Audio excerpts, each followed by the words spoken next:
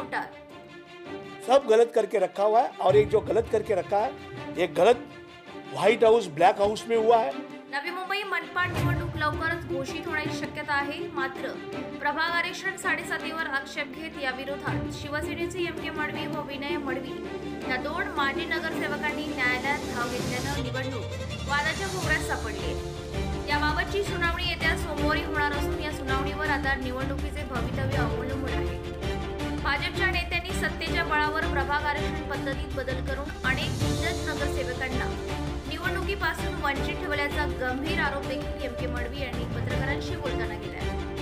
सभागृहात अभ्यासू बोलणाऱ्या नगरसेवकांना निवडणूक लढवता येऊ नये म्हणून प्रभाग आरक्षण सोडत मनमानी पद्धतीने राबवल्याचा आरोप मडवी यांनी केला आहे। याचबरोबर प्रभागात प्रत्येकी 500 ते 700 बोगस मतदार घुसवण्यात आल्याने मतदार यादी पडताळणी प्रक्रियेला कोर्टाच्या सुनावणीपर्यंत स्थगिती देण्याची मागणी केल्यावर मनपाच्या अधिकाऱ्यांनी तसे प्रतिज्ञापत्र न्यायालयात सादर केले आहे। आता नवी मुंबई मनपा निवडणुकीचे भवितव्य न्यायालयाच्या सुनावणीवर अवलंबून आहे। नवी मुंबई म्यूनसिपल कॉर्पोरेशन की जो इलेक्शन जो आरक्षण डिक्लेयर किए गए वो पूरा उन लोगों ने निवडणूक आयोग के आयुक्त, नई मुंबई की जनता का और यहाँ के जो कार्यकर्ते हैं उन लोग को पूरी तरह दिशा भूल करके पूरा गलत आरक्षण निकाला हुआ है। क्योंकि निवडणूक आयोग का आदेश है, अध्यादेश है, राइटिंग में अध्यादेश है कि लिखा हुआ है उसके अंदर कि 2011 का जनगणना के हिसाब से आरक्षण तुम लोग को रखना है। इन लोगों ने अध्यादेश में दिया है 2005, 2010, 2015 और 2020। जब भी निवडणूक आयोग के अध्यादेश में ही लिखा है कि 2011 का जनगणना के अनुसार करना है, तो 2005 का सवाल किधर उठता है, 2010 का सवाल किधर उठता है? सवाल ही नहीं उठता है। उसके अलावा निवडणूक आयोग के अध्यादेश में ही लिखा हुआ है कि रोटेशन पद्धत होना चाहिए एससी एनटी वार्ड का। तो रीपिटिशन ही दाखिल हुआ है 2006 में और 2007 में उसका रिजल्ट लगा हुआ है औरंगाबाद खंडपीठ हाई कोर्ट का कि एससी एनटी का भी रोटेशन होना चाहिए। जब भी रिजल्ट ही 2007 में आया है, पिटीशन ही 2006 में डाला हुआ है, तो हमारी कॉरपोरेशन की इलेक्शन 2005 में हुई है, तो 2007, 6-7 का रिजल्ट आया हुआ 2005 को कैसा लागू होएगा? इतना तो सेंस होना चाहिए।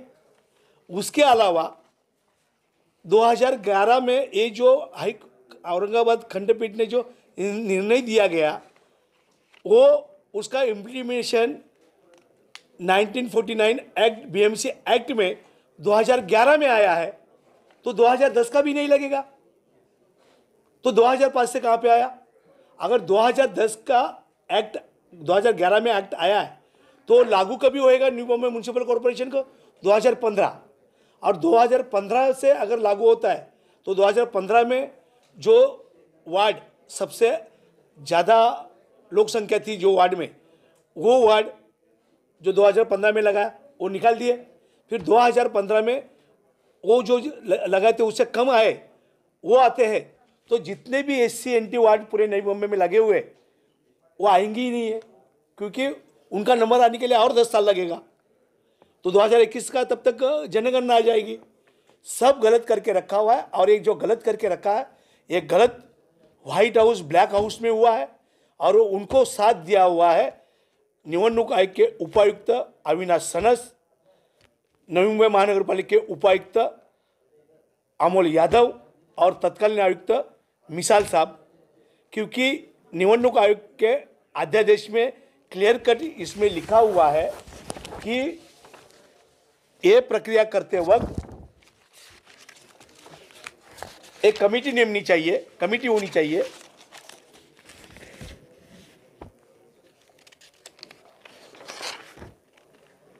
कमेटी नेमनी चाहिए और वो कमेटी नेमते वक्त कमेटी जो नेमनी चाहिए, गठित करनी चाहिए, वो कमेटी पे उत्कृष्ट काम करने वाले प्रामाणिक अधिकारी को ही वो कमेटी में लेना है और वो कमेटी नेम के वो काम करना है। इन लोगों ने गलत काम कर रहे करके व्हाइट हाउस ब्लैक हाउस में जाके काम कर रहे करके वो कमेटी में जो एक अतिरिक्त आयुक्त, देखिए वहाँ पे जिस टाइम में ये लॉटरी सिस्टम हो गई तभी एक भी वहाँ पे अतिरिक्त आयुक्त नहीं थे, क्योंकि जो एक अतिरिक्त आयुक्त ये कमेटी पे लिए हुए थे, जब भी ये सब प्रक्रिया कर रहे थे व्हाइट हाउस में जाना, व्हाइट हाउस में आना, उसके पहले व्हाइट हाउस में जाने से पहले जो 1G 2G 3G ये तत्कालीन आयुक्त के बंगले पे भी जाते थे। उस टाइम में वो अतिरिक्त आयुक्त जो कमेटी पे थे पेंडारी साहब, उन्होंने आयुक्तों को कहा कि साहब ये निवडणूक प्रक्रिया है, ये सब क्यों कर रहे हो, वहाँ पे क्यों जाना है, अगर ये सब किसी को मालूम पड़ा तो इंक्वायरी होगी तो हम लोग सस्पेंड होएंगे, तो ऐसा मत करिए। तो उनको बोला तुमको क्या करने का, तुम तुम्हारा काम करो। उन्होंने सीधा बोल दिया पेंडारी साहब ने, अगर यही करना है तो मुझे एक कमेटी में नहीं रहना है, मुझे आउट कर दो, और वो आउट हो गए। तो एक अतिरिक्त आयुक्त जब भी इस प्रक्रिया से आउट होता है तो इसका मतलब क्या होता है? तो ये जो कुछ किया हुआ है ये सब गलत काम किया हुआ है, और ये गलत काम करने वालों के ऊपर इनका ब्रेन मैपिंग लेना चाहिए। ब्रेन लैक मैंने जो बोला 1G 2G 3G और जो उपायुक्त निवडणूक आयोग, उपायुक्त नवी मुंबई महानगर पालिका और आयुक्त, इनका ब्रेन मैपिंग लेके अगर वो ब्रेन मैपिंग के अंदर ये मैंने कहे हुए ये जो किया हुआ है वो उनके ब्रेन मैपिंग अगर स्पष्ट नहीं हुआ तो मुझे न्यायालय के ऊपर जो कलम रहते हैं वो कलम के तहत मुझे जो सज़ा है वो मैं सज़ा लेने को तैयार हूँ।